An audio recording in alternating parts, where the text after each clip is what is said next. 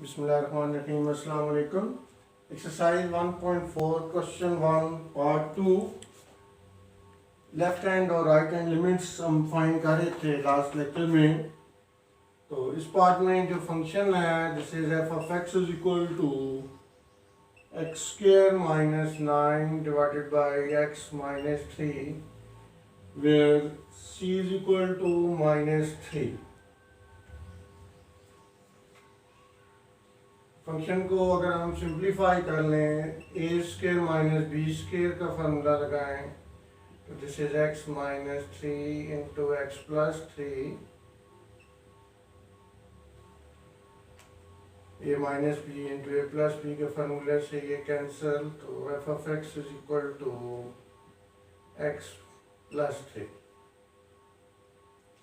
Left hand limit के लिए हमने पुट करना है x को -3 minus h where h approaches to 0. Therefore, left hand limit equal to limit h approaches to 0.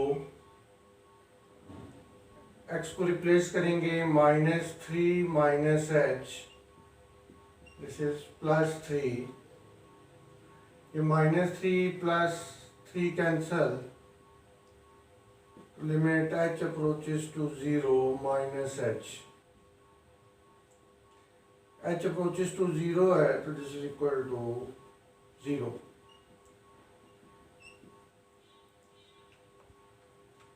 Right hand limit के लिए हम x को -3 प्लस h पुट करेंगे वेयर h अप्रोचेस टू 0। तो right hand limit h approaches to 0, x की जगह -3 plus h plus 3। ये -3 और +3 कैंसल, तो limit h approaches to 0 plus h, और इस h को 0 पुट करें तो राइट हैंड लिमिट भी 0 आ जाएगा। Now left hand limit equal to 0 equal to right hand limit.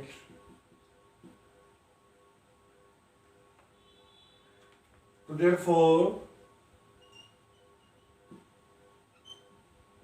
function of limit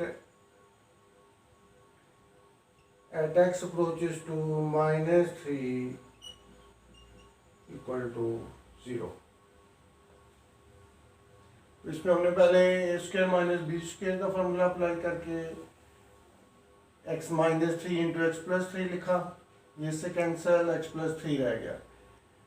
फार्मूले के बगैर भी अगर अप्लाई करते तो कोई फर्क नहीं पड़ता था, लेकिन अब ये सिंप्लीफाई हो गया है।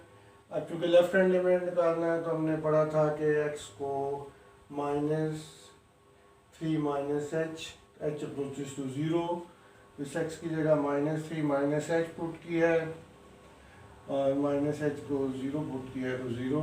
इस तरह राइट हैंड लिमिट के लिए x को -3 plus h where h approaches to 0, तो x की जगह -3 प्लस h पुट किया है, ये फिर -3 प्लस 3 से कैंसिल, h रह गया, h की जगह 0 पुट करेंगे तो दोनों लिमिट्स की वैल्यू 0 आ गई।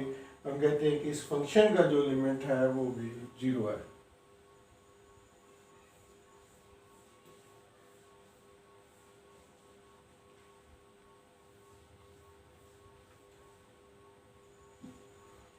नेक्स्ट पार्ट से पहले हमें एब्सोल्यूट वैल्यू डिफाइन करनी पड़ेगी।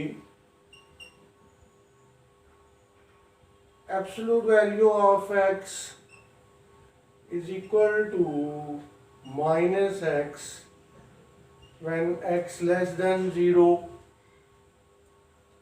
This is equal to +x when x greater than और equal to 0।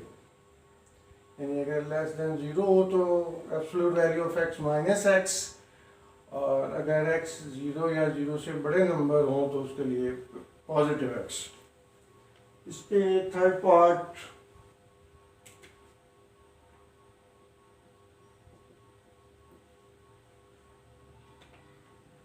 f of x is equal to absolute value of x minus 5 where c is equal to 5। अगर हम इस पे एब्सोल्यूट वैल्यू वाली definition लगाएं तो this is f of x is equal to minus x minus 5 if x minus 5 less than 0 or x less than 5।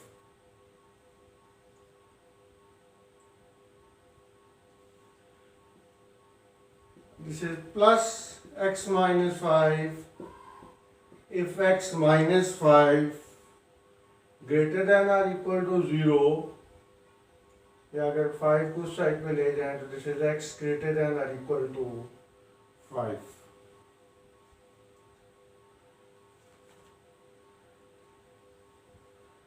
अब हमें पता है कि लेफ्ट हैंड लिमिट का मतलब है approaches to 5 through values less than 5। तो this is less than 5। Left hand limit के लिए हम यूज करेंगे माइनस एक्स माइनस 5 और राइट हैंड लिमिट के लिए जो फंक्शन यूज करेंगे f of x is equal to x minus 5।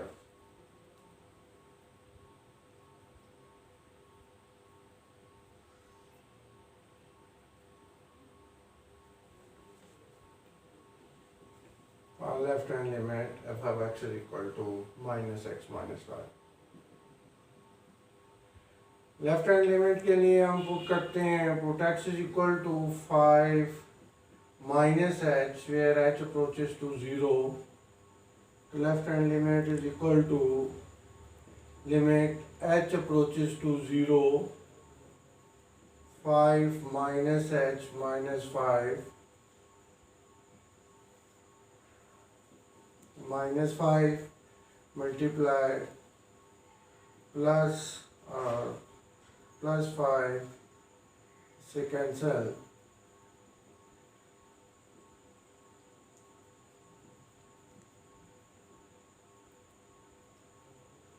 h को 0 पुट करेंगे दिस इज इक्वल टू 0।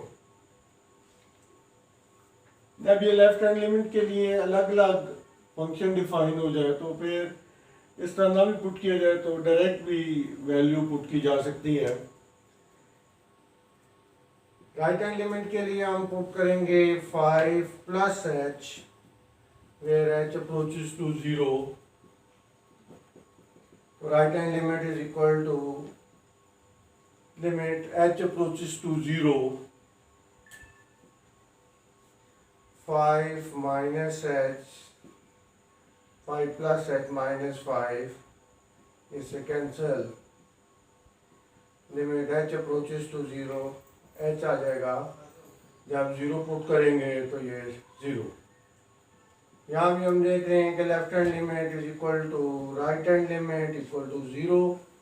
तो therefore function of limit at x approaches to 5 equal to 0।